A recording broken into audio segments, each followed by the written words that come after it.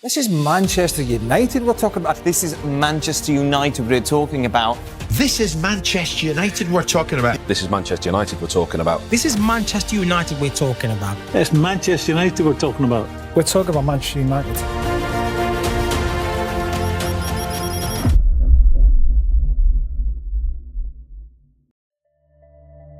Manchester United didn't collapse overnight.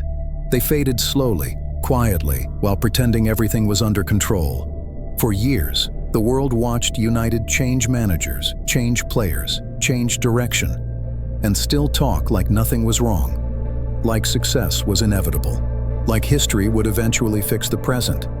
It didn't, because Manchester United's decline isn't a mystery. It's the result of years spent avoiding the hardest truth in football.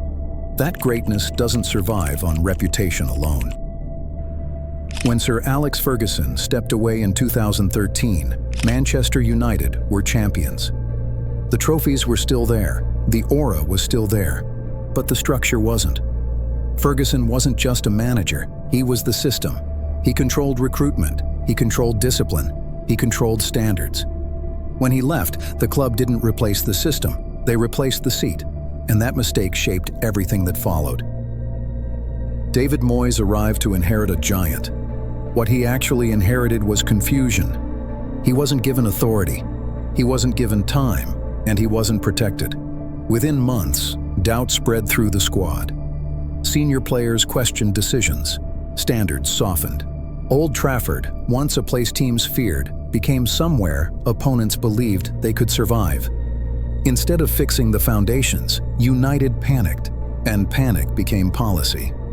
David Moyes was informed in person by the club's chief executive, Ed Woodward, this morning at the Carrington training ground that his term as United manager will be ending after not even one full season in charge. Every manager after Moyes was hired to solve a different problem. None were hired to build one identity. Van Gaal brought control without freedom. Mourinho brought results without harmony. Ole brought belief without structure. Each appointment contradicted the last. The football changed every 2 seasons. The mentality changed every 2 seasons. The excuses stayed the same. While the dugout rotated, the boardroom didn't.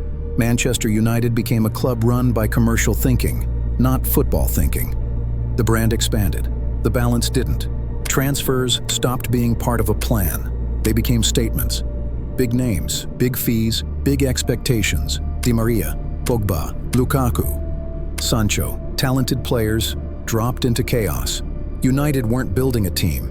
They were collecting moments, and moments don't win leagues. Inside the dressing room, standards became negotiable. Managers came and went, players outlasted coaches. The authority that once defined Manchester United disappeared. Opponents felt it. Teams stopped arriving, intimidated.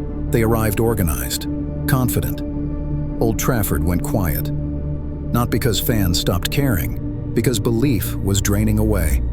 Then came the illusion of revival. Ole Gunnar Solskjaer brought nostalgia back.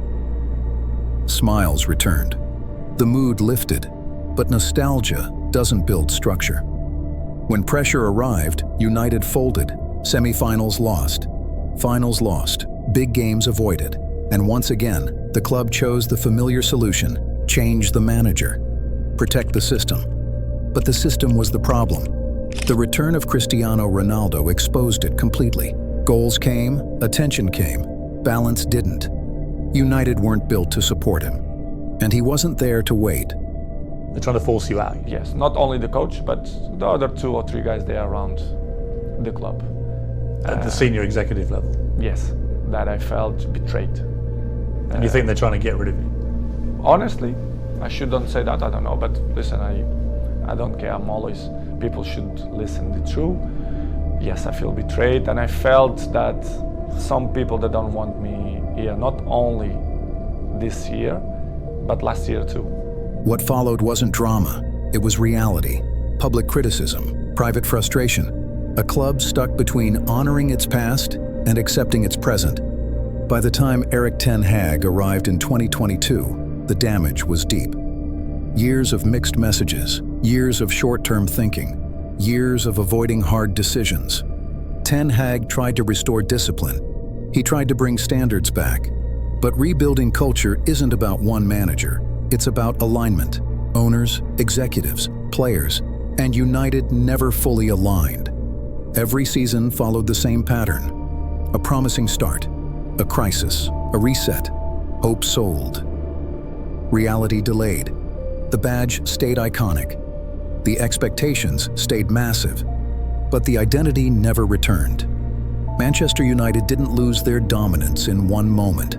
They lost it by choosing comfort over confrontation, image over substance, nostalgia over evolution.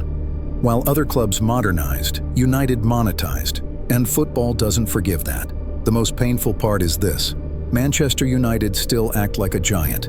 They still talk like one. They still expect respect. But respect in football isn't inherited. It's earned every season. United aren't finished. Big clubs rarely are. But until they stop chasing who they were and commit to who they need to become, the decline continues. Not loudly, not dramatically, quietly, one season at a time. If you want more football stories where history collides with reality, subscribe. Because this is what GoalLine Stories is about.